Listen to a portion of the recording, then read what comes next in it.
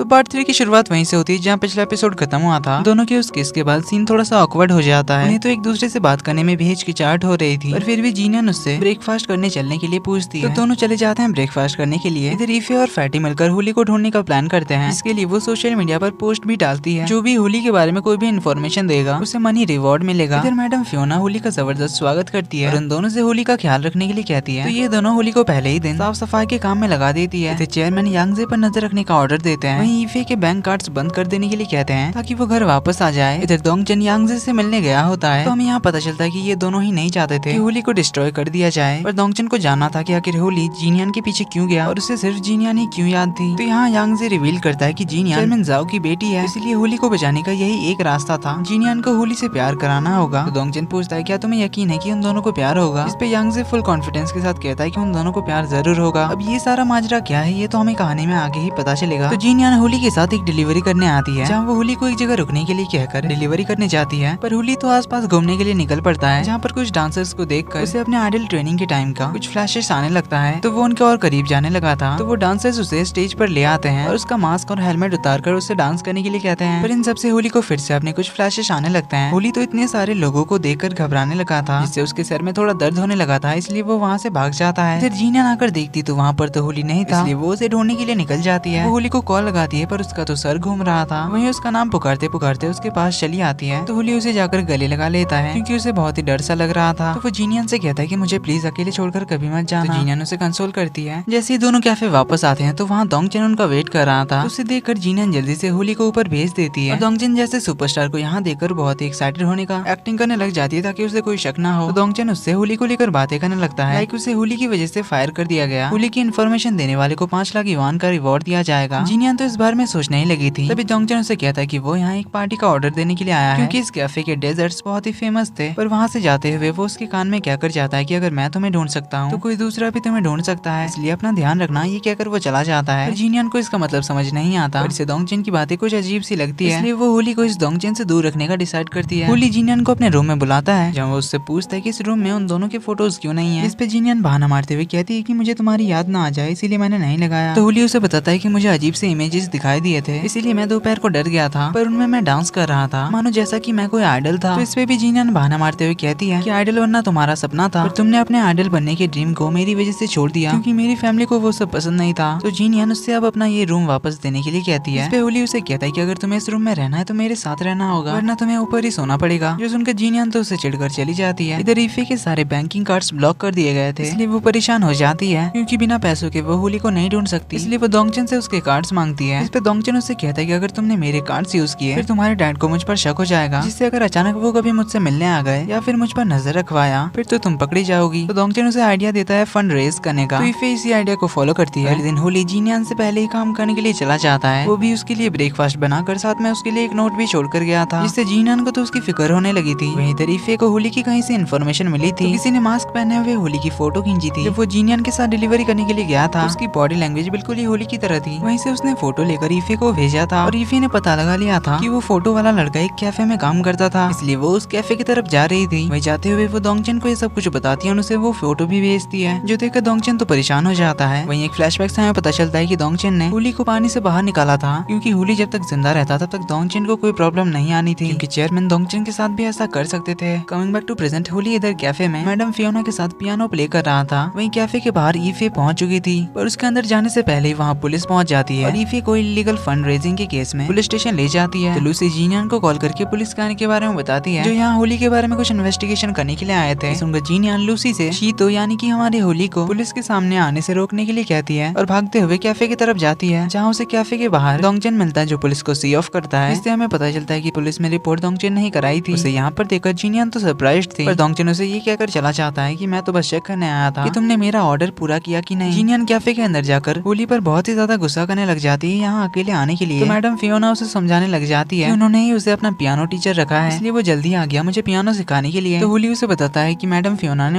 उन्हें पियानो सिखाने के लिए पैसे भी दिए, इससे मैं तुम्हें अम्यूजमेंट पार्क ले जाना चाहता हूँ, जिससे जीनियन थोड़ा शांत होती है। इधर पुलिस केस की वजह से चेयरमैन को भी पता चल जाता है ईफे के वापस आने के बारे में, जो कि दोंगचन ने ही उन्हें बताया था। तो चेयरमैन उससे ईफे को घर वापस लाने के लिए कहते हैं, और दोंगचन भी यही चाहता था कि ईफे होली को ढूंढना बंद कर दे, ताकि चेयरमैन को होली के जिंदा रहने के बारे में पता ना चले। इधर जीनियन होली के साथ अम्यूजमेंट पार्क जाने के लिए मान पहुंच जाती है, पर वहाँ तो बहुत ही ज्यादा क्राउड होगा। इस पे होली कहता है कि वो पूरे अम्यूजमेंट पार्क को ही बुक कर लेगा। जीनियन तो इतने पैसे वेस्ट करने के लिए मना कर रही होती है, पर लूसी उसे साइड में ले जाकर कहती है कि तुम्हें इसके साथ अच्छे से बिहेव करना होगा और इसे नाराज तो बिल्कुल भी मत करना, वरना जब इसे सच्चाई का पता चलेगा तब तो ये तुम्हें नहीं छोड़ेगा। इसलिए जीनियन इसके लिए मान जाती है। इधर ईफे तो दोंगचन पे बहुत ही ज्यादा भड़क जाती है, क्योंकि उसे पुलिस वालों से पता चल गया था कि दोंगचन ने ईफे की रिपोर्ट करी थी, इसलिए वो दोंगचन पे गुस्सा करके चली जाती है। इधर शाम को होली और जीनियन अम्यूजमेंट पार्क एंजॉय करते हैं, जहाँ वो दोनों मैरी गो राउंड पर भी बैठते हैं, जहाँ जीनियन उसे बताती है कि वो बचपन से ही हर साल अपने मॉम के साथ अम्यूजमेंट पार्क आया करती थी, इसमें से मैरी गो राउंड उसका फेवरेट था। तो जीनियन उसे अपनी फोटोज खींचने के लिए कहती है, जहाँ फोटोज खींचते टाइम होली को दोबारा से कुछ फ्लैशेस नजर आते हैं, जहाँ उसे एक छोटी बच्ची दिखाई देती है जो कि जीनियन थी। वो कह रही थी कि हर साल मेरे बर्थडे पर मेरी मॉम मुझे इस अम्यूजमेंट पार्क में लाती है। जो देखकर होली तो शॉक्ड रह जाता है और सोच में पड़ जाता है कि आखिर उसे जीनियन का बचपन क्यों दिखाई दिया। इधर दोंगचन तो बड़ा परेशान था कि जीनियन होली का ध्यान रख पाएगी भी या नहीं, या कोई और बड़ी मुसीबत खड़ी करेगी। इस पे यांगजे तो फिर से फुल कॉन्फिडेंस के साथ कहता है कि चिंता मत करो, वो दोनों एक दूसरे का ख्याल रख लेंगे। इधर जीनियन तो होली से बहुत ही ज्यादा इम्प्रेस हो गई थी, पर फिर अपने आप को समझा लेती कि उससे ज्यादा लगाव ना रखे, वरना बाद में उसी के लिए अच्छा नहीं होगा। इधर होली तो जीनियन के साथ काम पे जाने के लिए बहुत ही ज्यादा एक्साइटेड था। वो उसकी स्कूटी को चकाचक रेडी कर देता है, 2 हेलमेट रेडी करके रख देता है ताकि उसके बाहर आते ही दोनों साथ में काम करने के लिए जाएं। पर जीनियन को अकेले डिलीवरी करने के लिए जाना था, इसलिए वो अपनी हेलमेट उठाकर स्कूटी लेकर चली जाती है। तो उसे आज दोंगचन के घर जाना था डिलीवरी करने के लिए। तो दोंगचन उसे बताता है कि ये होली का ही विला था और उसके जाने के बाद ये मुझे मिल गया, इसलिए ये पार्टी मैंने होली के बैड लक को इस घर से निकालने के लिए रखी है। जीनियन इतने बड़े घर को देखकर होली के लिए बुरा फील करती है कि उसे उसके छोटे से घर पे रहना पड़ रहा है। तभी वहाँ फैटी होली का कुछ सामान लेने के लिए आता है। इधर होली लिली से अपना टैरो कार्ड पढ़वाता है, जिसमें होली का तो बहुत ही बैड लक निकलता है। तो होली उससे जीनियन और उसके फ्यूचर के बारे में पूछता है, क्योंकि उसे लग रहा था कि जीनियन उसे इग्नोर कर रही है। लिली उसे बताती है कि तुम्हें कुछ ऐसा करना होगा जिससे जीनियन तुमसे इम्प्रेस हो जाए। तो होली इस बारे में सोचने लग जाता है। वहीं इधर जीनियन फैटी के पास पहुंच जाती है, जो कि होली के कुछ सामान को यहाँ से ले जा रहा था। तो जीनियन उससे होली के फैमिली के बारे में पूछने लगती है, पर फैटी को भी उसके फैमिली के बारे में कुछ भी पता नहीं होता है। तो जीनियन उसके सामान में से होली का हेलमेट अपने पास रख लेती है और उसे बाकी सारा सामान होली के फैंस को डोनेट करने का आइडिया देती है, क्योंकि फैटी के घर में इतना सारा सामान रखने की जगह नहीं थी। तो फैटी जीनियन का नंबर और एड्रेस लेता है ताकि दोनों मिलकर ये सारा काम कर सके। फिर जब जीनियन कैफे पहुंचती है तो गेट के बाहर होली तो सैड बैठा हुआ था, क्योंकि उसे समझ नहीं आ रहा था कि वो जीनियन को कैसे इम्प्रेस करे। पर होली ने उसके लिए लंच बॉक्स रेडी किया था, जो जीनियन को बहुत ज्यादा पसंद आता है। तो होली कहता है वो हर रोज उसके लिए खाना बनाएगा। तो जीनियन भी उसे होली का हेलमेट गिफ्ट करती है। इसे पहनकर वो जीनियन की स्कूटी चलाने लगता है और इससे वो काफी हैप्पी भी होता है। और उसे फिर से कुछ फ्लैशेस आते हैं जिसमें कि वो अपनी मोटर बाइक चला रहा था, पर तभी अचानक से वो बेहोश होकर गिर जाता है। जीनियन भागकर उसके पास जाती है और उसे उठाने लगती है, पर होली को होश नहीं आ रहा था। तो इसी के साथ पार्ट 3 का एंड यहीं पर होता है।